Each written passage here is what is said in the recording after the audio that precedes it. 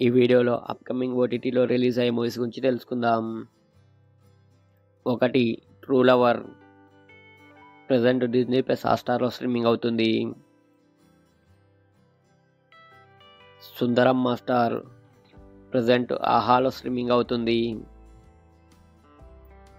కథ వెనుక కథ మార్చి 28న ఈటీవీ విన్‌లో స్ట్రీమింగ్ అవుతుంది. పాట్నా శుక్లా మార్చి 29న డిజ్నీ ప్లస్ హాట్‌స్టార్‌లో స్ట్రీమింగ్ అవుతుంది. లెజెండ్ మార్చి 30న ఈ మూవీ రిలీజ్ అవుతుంది.